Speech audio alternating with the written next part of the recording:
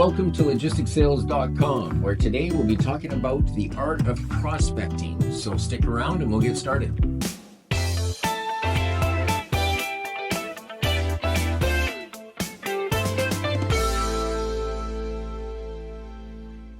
Welcome back, everyone, to another episode of LogisticsSales.com, where today we embark on a brand new segment called The Art of Prospecting. And today we're going to be discussing identifying prospects. I'm your host, Dean, and with me, as always, are my co-hosts, Damon. Hello. And Gail. Hi, guys. So again, today we're going to be diving right into the operational side of sales, and we're going to be going over this brand new segment called The Art of Prospecting. In this segment, we're going to be discussing topics like identifying prospects, generating leads, and leveraging your network, and much more. But in today's subject, we're going to be talking about identifying prospects. And really, what is a prospect? We keep talking about in sales, we're looking at, we're building our client profile and everything else. But really, when you get into this part, you're going to start looking for potential prospects. And truthfully, you're going to go through a lot of them. And you want to build a funnel because eventually you're going to get them to become customers. So when we talk about what is a prospect, we want to find out who is our target audience. We want to find out which customers out there have a need that you have either a service or a product that will satisfy what they're looking for. And truthfully, you should already have an idea of who your client profile is based on the type of service or product you offer. And there's a lot of different identifiers out there. You're going to have issues like business types or industries that you're working in. You might find the need for service and product, which we've already talked about. Geographical locations is very important, depending on where you're at and where you're servicing, or if it's a product, how far can you get that product to them? And of course, age, gender, and demographic. And I think what we mean by that is like there are so many factors that play into who your ideal customer could be, right? For example, if you sell sports clothing, you may be looking for people who are into athletics or people who are into different sports or gyms and exercises.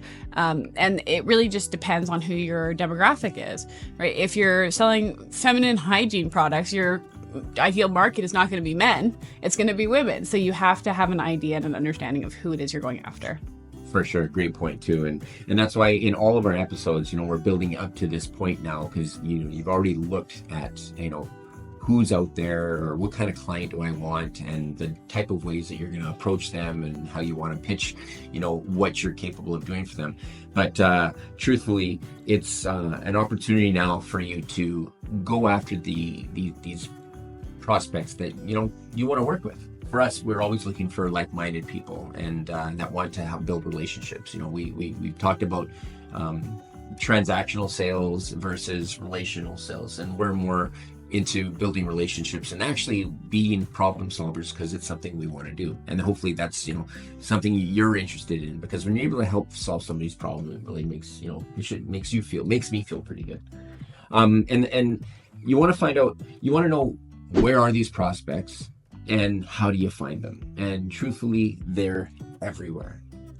You could find your prospects on social media. You could find them, we've worked with some of our sales reps before going into a major retail outlet, and you could look at all the different products out there and just start taking notes. Believe me, you could find them through, directories, trade shows, friends and family. Your next door neighbor might be involved with a big company, and you find out, you're building a relationship with your next door neighbor, and all of a sudden you find out they're in the same industry. So it's really putting your nose to the grindstone and putting in the work to find not just who they are, where they are, and how do you go after them. So brings us to, why is prospecting so important? Damon? Yeah, so prospecting, again, you kind of outline kind of what the prospect is and ways to go about finding those prospects. And what we're really trying to do is expand that mindset of yours and just say, what's important for any business. If a business doesn't have prospects, there is no business, because no one's buying from it. There's nobody, coming through the business. And so the prospect becomes the key ingredient to make any business successful. And so the thing is, like, if you are looking for prospects and you don't have enough prospects, now people get discouraged, right? Because they're like, where do I get that business from?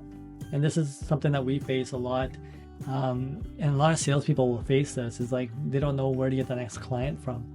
And so what we want to do is hopefully, and throughout this episode, is to kind of expand your mind so that you can always keep thinking about, where are other possibilities where I can get my prospects from. Don't be just limited to one single way of finding prospects. Like Dean said, there's so many different ways to find them.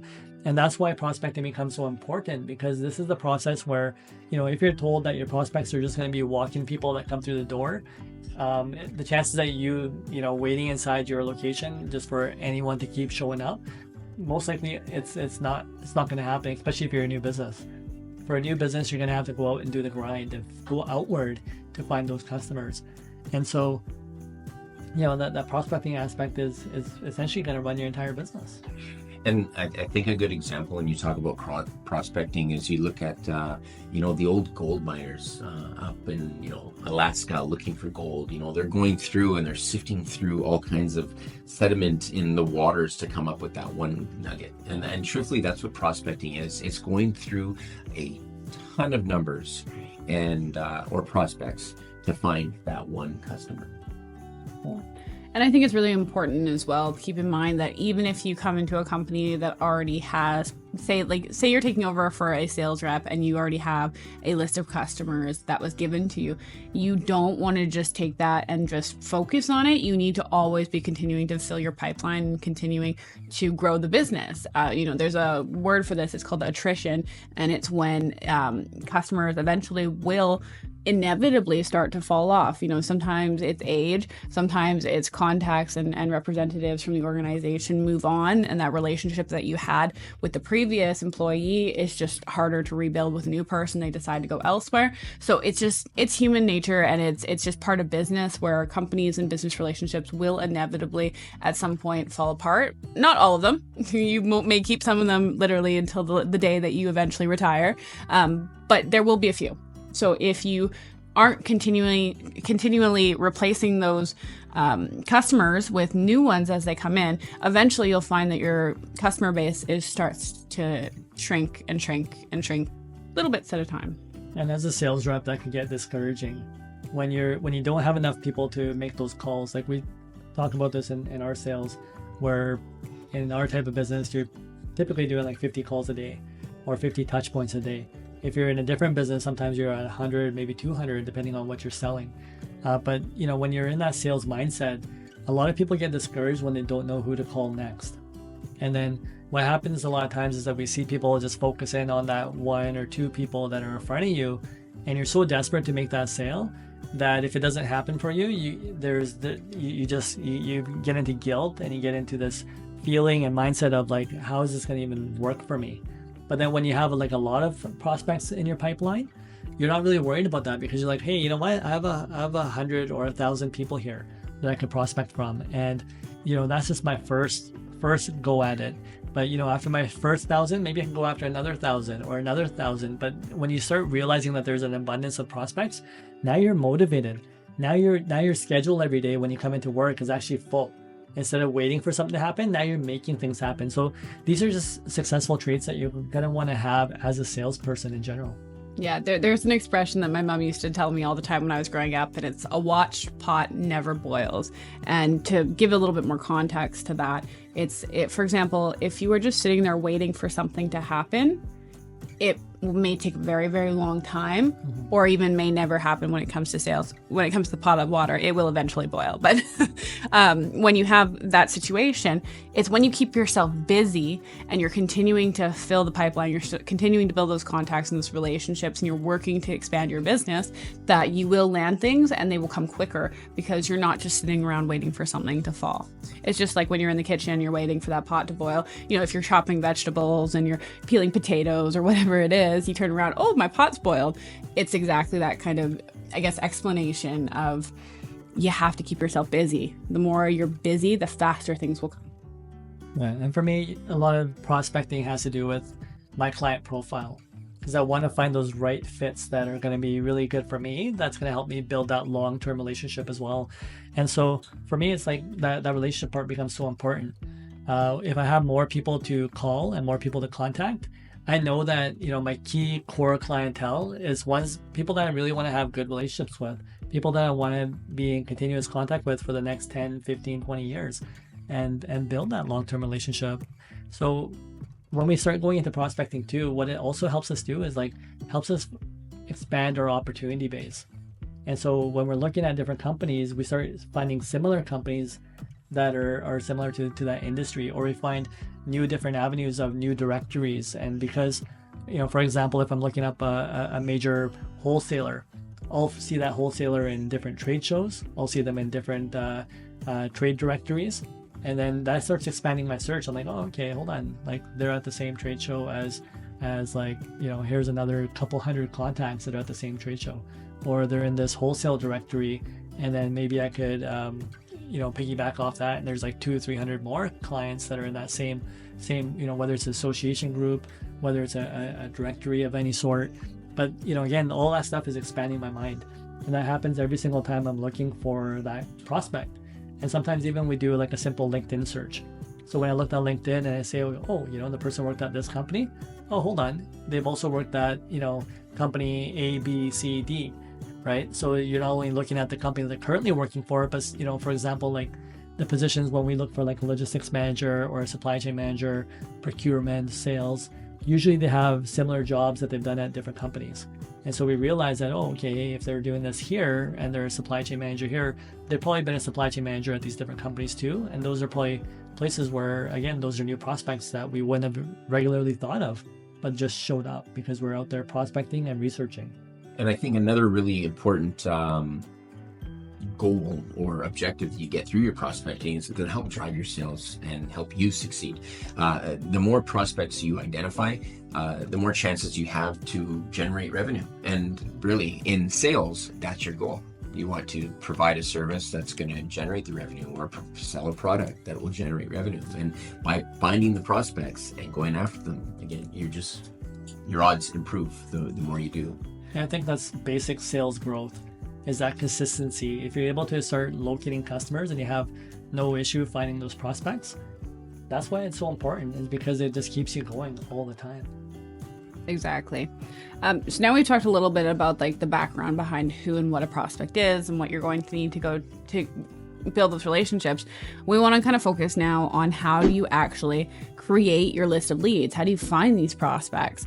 So the first thing you want to do is identify that ideal customer. Again, you guys have done your client profile. You should already have a very clear picture in your mind of that ideal profile and who your ideal customer is. But remember that this is oftentimes going to be based off of things like your industry, the location of the companies. Are they local, national, or international? Depending on your business model, this may be a big factor in whether or not they're ideal for you. Think about size. Are they a small, medium, large company? It does sometimes impact how you would either approach them or how that business relationship would continue to develop, right? Sometimes those small companies, in transportation, we've specialized in full truckload shipments. So small companies don't often need that type of service. So you have to look at those factors and kind of figure out what fits for you. And then once you have an idea of what your target audience is, you can focus on the businesses that best fit that category or mold. That's the good thing of when you're doing regular prospecting, you really get to narrow down on the different companies, because in the beginning, everything kind of looks the same. But the more you're actually prospecting and researching, you get to start differentiating between the different companies and what they actually do and which one's going to be an ideal fit for you. Exactly. And there are very different and diverse tools that you can use to go out there and research and find your prospects. So I wanted to go over a couple of them. We're not going to dive too deep into them today because our next episode will actually be touching specifically on these. But some of them are things like online directories. You can use websites like LinkedIn. There's different directories you can find online specific to industry or organization types that will give you listings of businesses in your area or specific to that category that potentially could be a good fit for your business. There's things like physical directories. Oftentimes, we will walk into a building and go take a look at the directory, next to the elevator and see who's inside. When it comes to transportation and warehousing, maybe it's not the ideal way of prospecting, but if you're trying to sell a product, that might be a really great way to do it. Let's say you're selling, I don't know, office staplers. Why not walk into an office building, take a look at who's on the list, and start calling and visiting them? When it comes to the next one, which is networking events, there are so many ways that you can build relationships and find different and new companies that may not be on some of these directories or easy to find on the internet, like trade shows or conferences. For example, we do trucking, so we move a lot of produce. So going to a produce show, you can meet a lot of these vendors who are importing and exporting different produce products. There's even Google Maps. This is something that we actually use quite often. We actually find it most effective for our industry, but again, you want to assess it based off of what you're selling, whether it's a product or a service. But we can look at actual areas on the map and see, okay, what are the industrial areas? And then we narrow in on those and go, who's in this area and what kind of businesses are in this section of the map in our area, cross country, whatever it is. You can actually start to look into that a little bit deeper. The other thing you can do is check out local stores. I know Dean's talked about it before here as well, but sometimes I'll just go into Costco and I'll just start looking at the labels on all of these large products, especially anything that I know moves in bulk. I'll look at them and say, okay, where is this manufactured? Who is the importer? And see if I can find details about some of these companies. I have like a note in my phone that's like 400, 500 lines long of just things I've gone and looked at Walmart or the grocery store. So take some time, go look at your local store and find out whose products are selling there. The next one is referrals. This one's a really, really great one because it's a way of getting a potential customer that most likely is already going to fit the mold of your business model. Because if you have a customer that's already working with you, they know your bread and butter, they're most likely going to refer customers who need a similar service. So this one is a really underrated one. And I wouldn't say that it's a bad thing to ask your customer for referrals. In fact, I'd say it's actually a pretty great tool if you can have that relationship and say, hey man, is there anything or anyone that you know that could use our product or service? It's a great way to do business. And then the last one here is obviously lead generation software or even buying leads. There are so many companies and organizations out there who their business is selling leads to sales agents just like us. So they'll build out customized list of companies and organizations that are going to potentially be ideal customers for you. Cuts out the work of the sales rep, but of course, if you're gonna do less work, there's the trade-off of that financial element, and oftentimes you do have to pay for those services. And thanks for mentioning some of those, Gail. But there's lots more that we would probably want you to think about and just expand based on what you want to sell as an individual. But there's lots of opportunities in so many different places. And ChatGPT is another location where sometimes you could type into AI nowadays and they'll make these lists for you of prospects, but you just never know. There's so many creative ways to find these new gimmicks to find you these leads. Exactly. Basically, there's no right or wrong way to prospecting. It's if it gives you the opportunity to build your list or build your funnel, it's a right way. Exactly. Yeah. So now the next question that a lot of sales agents will ask is, how many prospects do I need? How many do I need to be able to start making phone calls and building out those relationships and work towards a successful sales strategy that's going to land you customers? For us, we always say that you want to at least start with 1,000, because that first 1,000 calls is really just your trial run. This is where you're learning how to say the things you want to say, to build out your sales script, to figure out the right questions to be asking in these interactions. So that first 1,000 is almost like a trial run where you're just getting the hang of how to do the sales. It's going to teach you how to communicate, and it's going to give you a good idea of how you're progressing and how you can make adaptations through your sales sequence, so that when you get to your next 1,000, you're going to be ready. That 1,000, keep in mind, it's going to filter down. When you call 1,000 people, 1,000 people aren't going to say, yeah, I want to buy your product and service. That 1,000 is typically going to funnel down to anywhere between 100 to as low as maybe 10 potential customers. So keep that in mind. You have to pump out volume in order to find the ones that are ideal for your business or service, because 9 times out of 10, they're not going to be the right fit. That depends on the industry as well. Sometimes people will go with less volume, more quality sometimes. So it depends on how fast you learn and the industry that you're in. Exactly. And then the next thing you want to look at is how many interactions do you need to make that 1,000 calls manageable? It sounds really scary. You're like, wow, I need 1,000 prospects. That's a lot. But if you think about it in bite-sized pieces, that 1,000 breaks down to about 50 calls every workday. So if you're doing 5 days a week, that works out to about 20 days. So it's less than a month. If you build out that list, you can go through it in less than 30 days.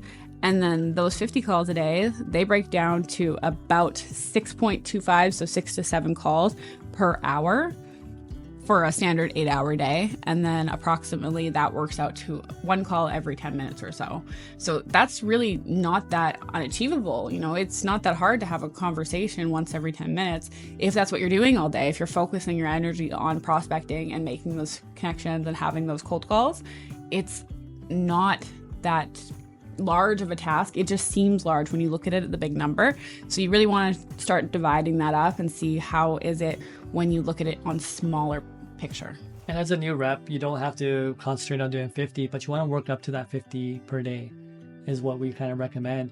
But start off with 20 and say, okay, can I research 10 or 20 people a day, and challenge yourself to keep building it up. Because what we want to do is build that strong foundation of saying, hey, you know what, I'm not going to spend too much time thinking negatively or let any negative thoughts come in, but let me build my repetitions.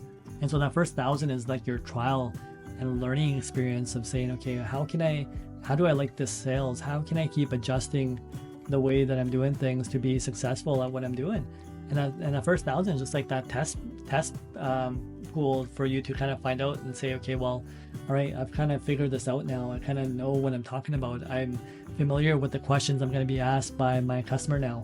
And I know the rebuttals. I know how to answer these questions because after each call, I've actually spent the time to review and say, okay, hey, if I were to be asked this again, and that's usually, I'll have an answer for it, but that's usually the fear that most people have is, how am I going to answer the questions that come at me?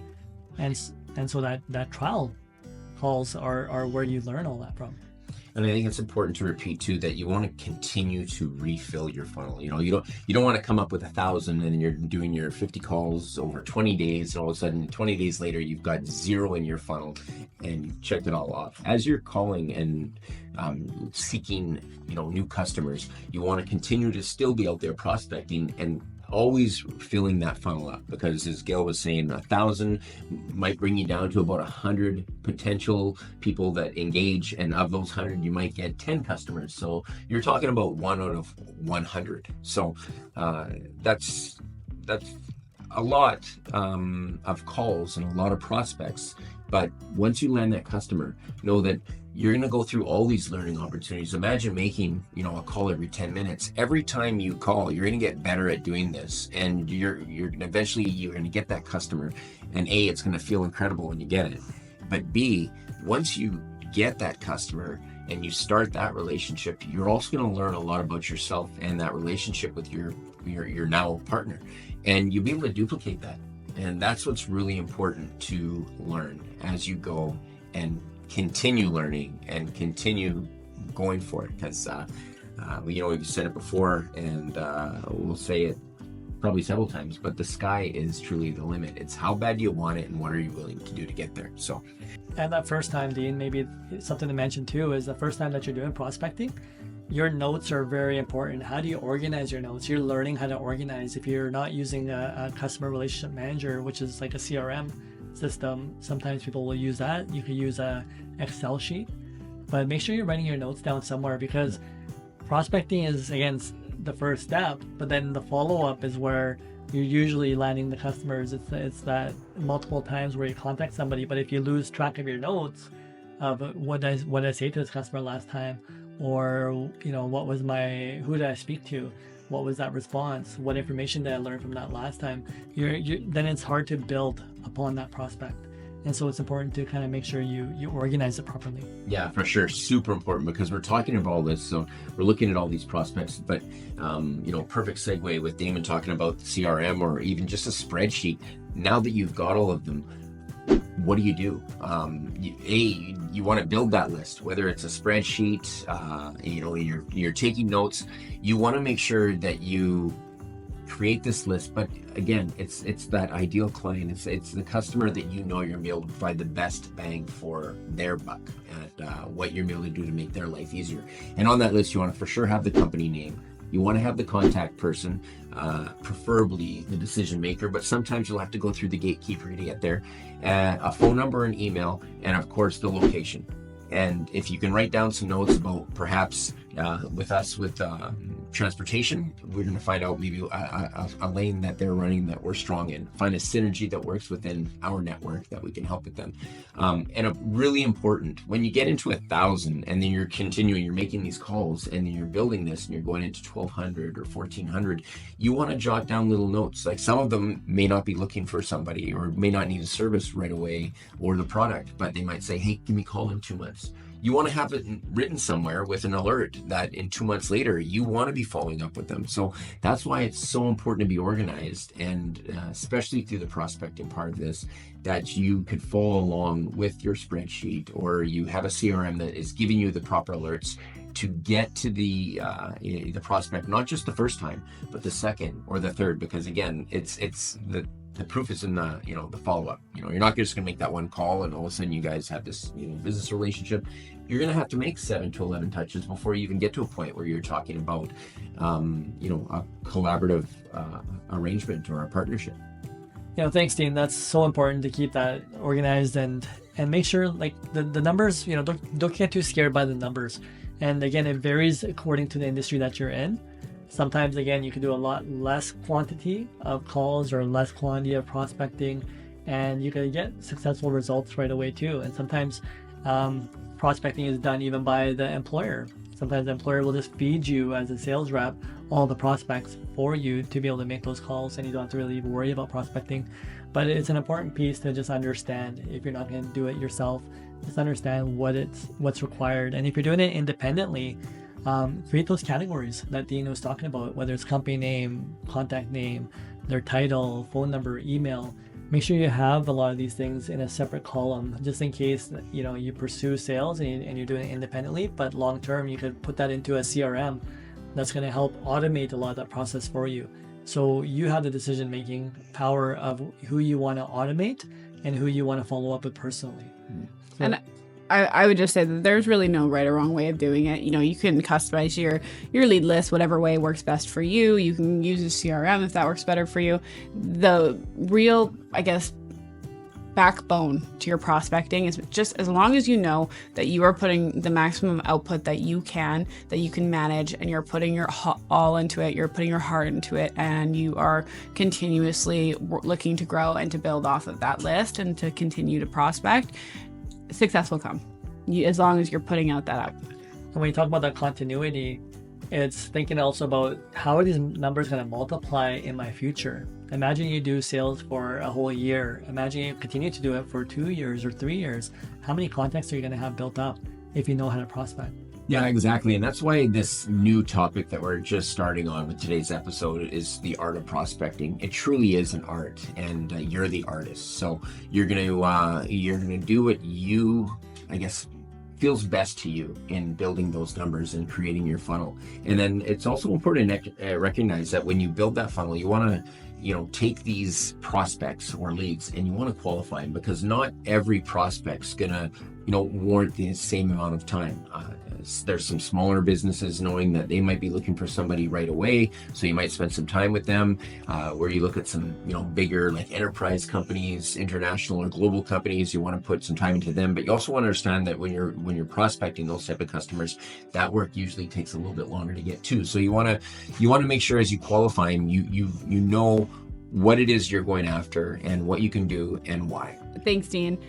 We also want to make sure that everybody is following along. So you thought you were lucky today, but we do have a worksheet for you. So please go ahead and print that off or download that and follow along and go through the worksheet and see what it's going to take for you to get started on your prospecting journey.